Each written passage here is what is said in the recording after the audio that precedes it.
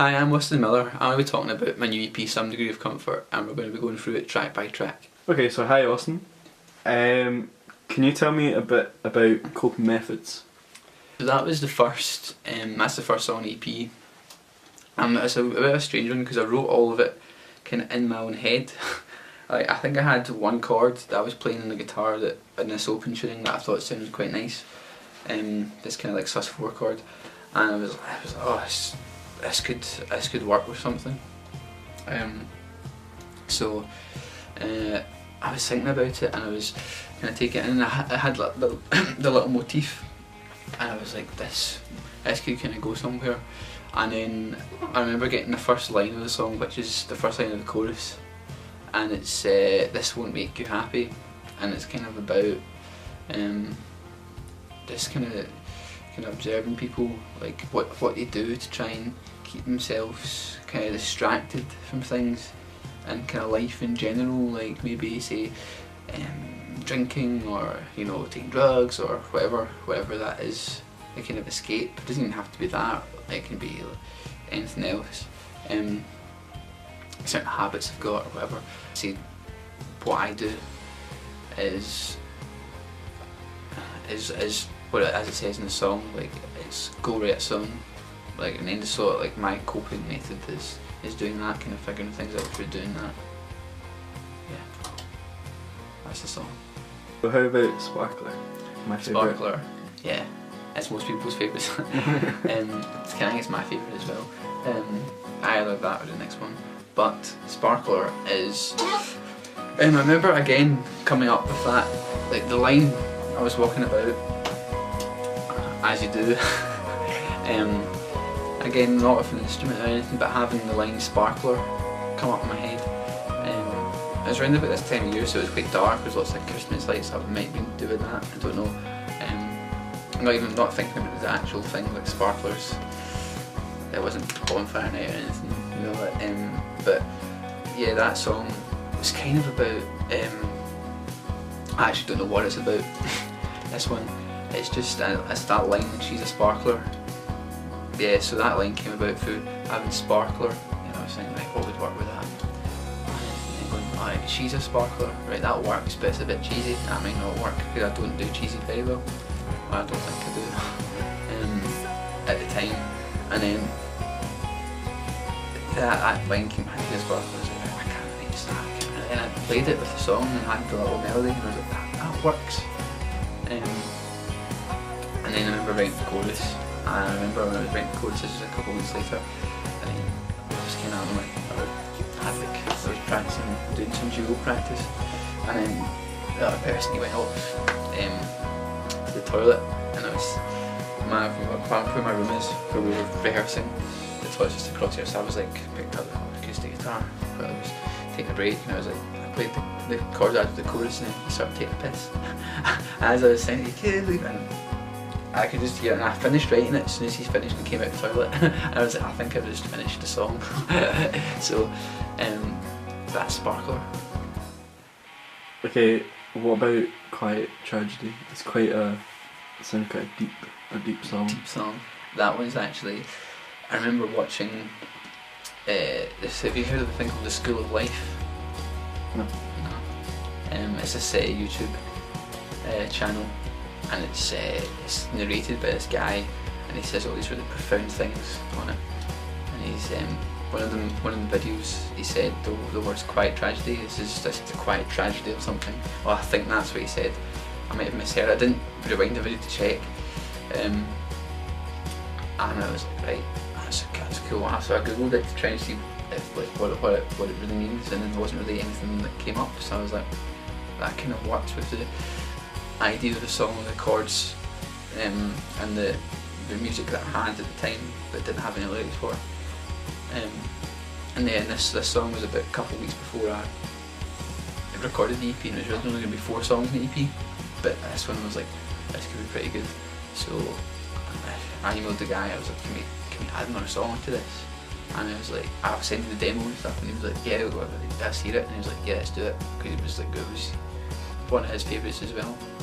It's probably one of my favourites, probably my favourite that I've written, and it's the most fun to play live. so we always open with it. We always have the big drum intro, and yeah, with the full band, and it's a good opener, and yeah, so that's quite attractive. What about Bodyguard? Bodyguard is the most personal song on the EP. Like everyone says that at some point, it's the most personal song. But yeah, it's kind of kind of a song, but it's kind of about insecurity, I suppose. So being set and needing something to kind of, needing that like bodyguard. Again, wasn't too keen on the name. I was like, it's a bit naff, but then it kind of grew on me a little bit. And it's quite a groovy one. It's quite funky. The verses are quite talky. I don't really sing in it. I just kind of like talk. It's like weird folk rap. I don't know how to explain it. Yeah, and then the choruses as well. But yeah, it's a strange one because the arrangement of it keeps changing. When we play it live, when I first started playing live, I was playing it by myself, and it works, but it's missing all the other layers of all the other instrumentation that I use in the recording of it, which has like samples and has drum machines on it, and it has hand claps, and it has synths, and it has cajon, acoustic instruments mixed with electronic. It's quite cool.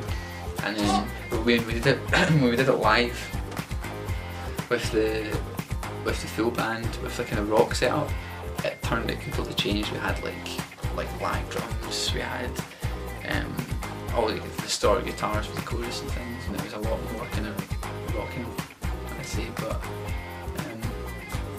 yeah, Bodyguard is, I've heard a few things, people seem to be liking that one as well. Like, what's that one? The kind of groovy one, it's the funky guitar bit in the middle. I'm like, oh, that's fine. That's Bodyguard. Them all. Give an Inch and Take 'Em Out. Can you tell us a wee bit about that one?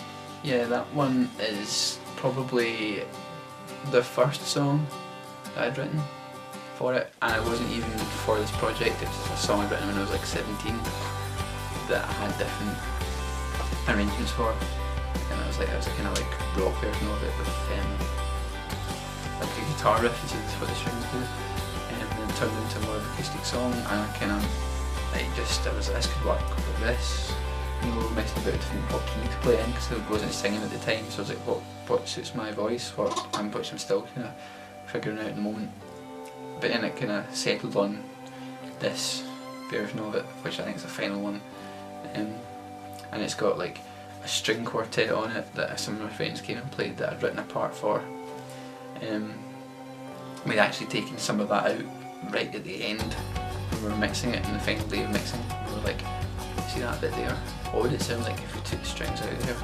I was like, just isolate it, or just mute the track there. So we're like, yeah, let's do that, let's take them out here. So we started taking bits out because there was quite a lot in there, so even till the very end we were still kind of arranging it.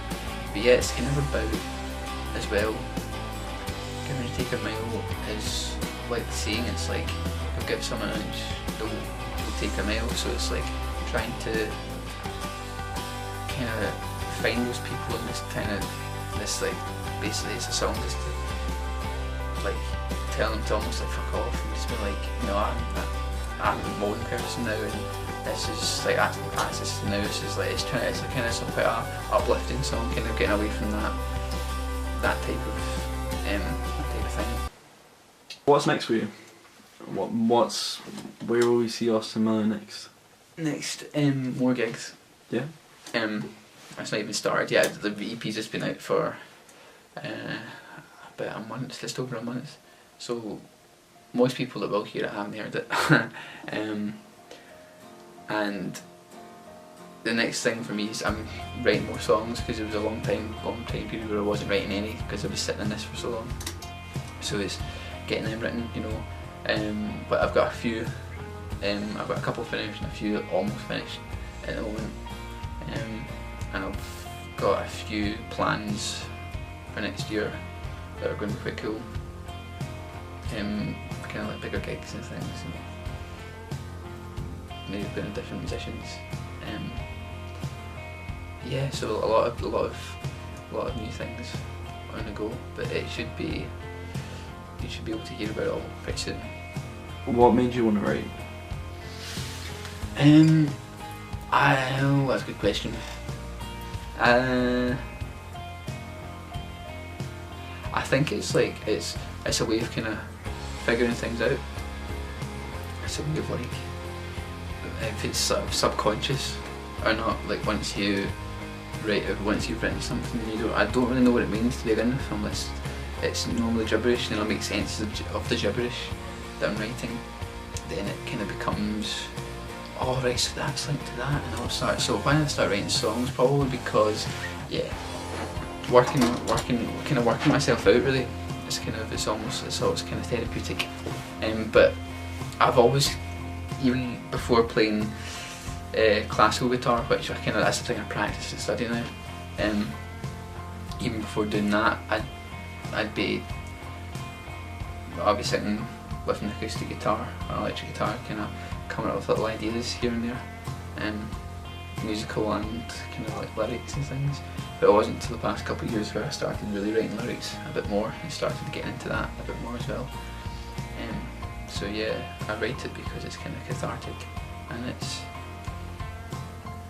kind of meditative in a way as well. You're kind of like sitting there with yourself and you're like, right, what does this mean? And you're like, it's good fun. I think you've already kind of answered this question, but how you've been doing this really well then, haven't you? Yeah. Yeah.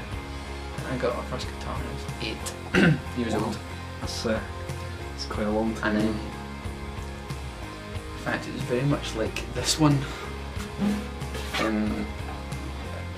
That's not mine, by the way. It was smaller than that. It was like a little classical. And I remember getting lessons to begin with, and I was like, I was 8 years old and I didn't want to play classical guitar. I wanted to play like rock songs and riffs and things. And then I kind of went full circle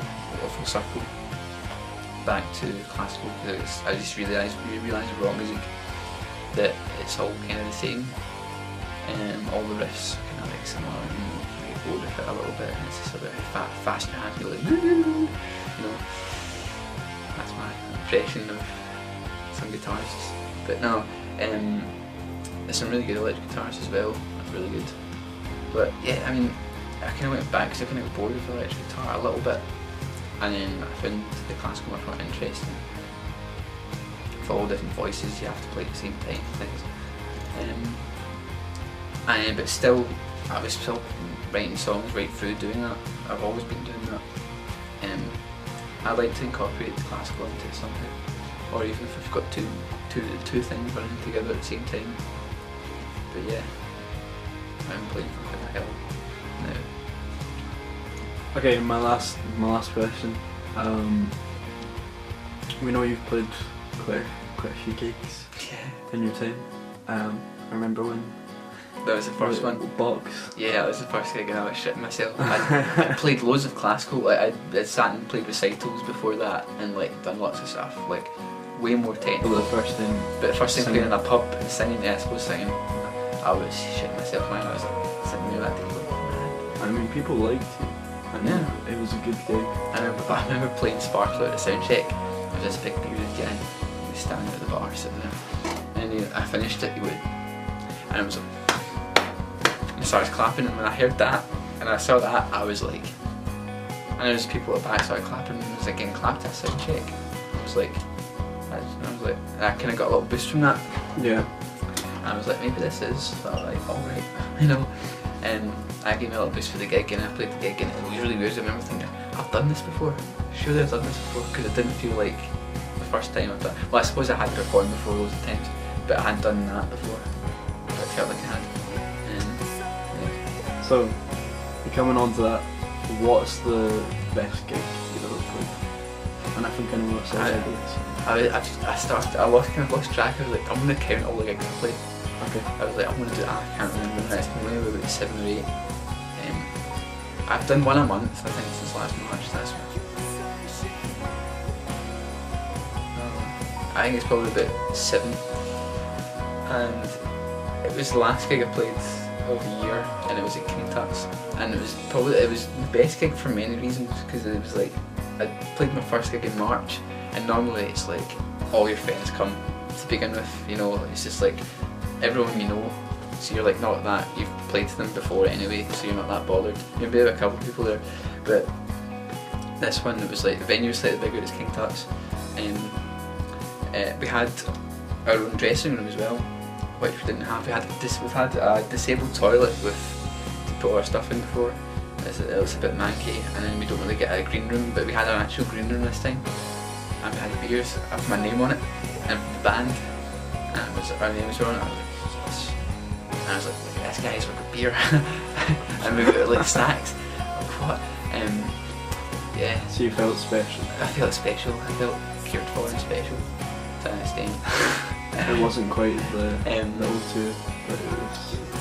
Yeah, it was pretty good. Special. And then we got kind of escorted to the stage through, because it was like it's going to be quite busy tonight. I was like, oh, it's going to be busy. I was expecting many people, because I didn't actually know the guy that was supporting. Well, I'd listened to some of his music before it, just to kind of get an idea of what it was going to be like, but didn't realise he had such a big following.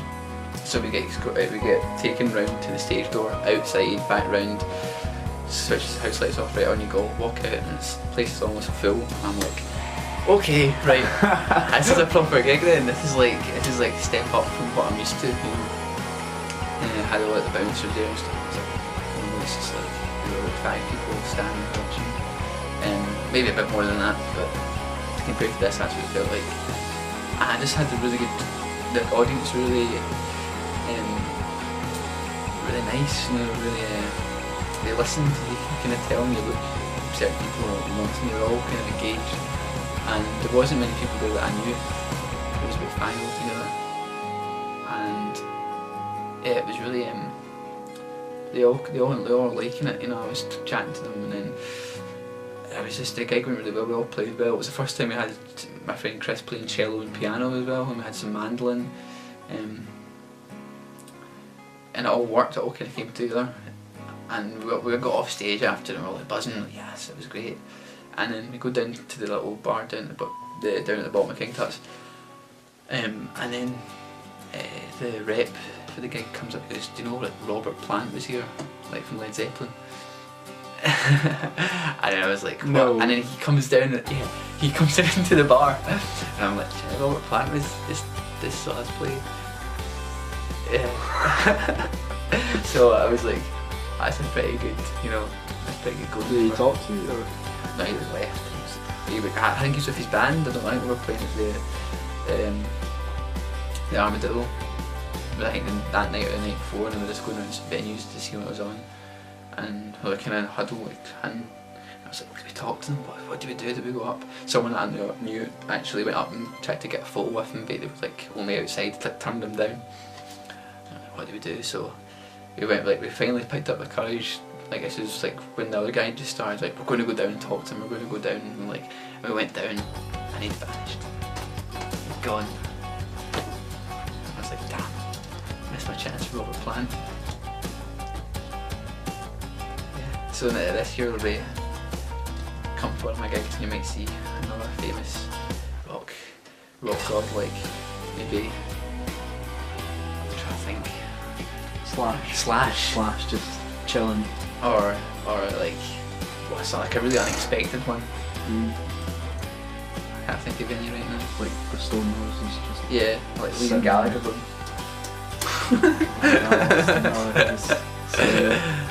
Out his face or something. Or like, oh yeah. But it's gonna be. It's gonna be good. It's gonna be good. A lot more gigs. A long way to go, but we're gonna get there.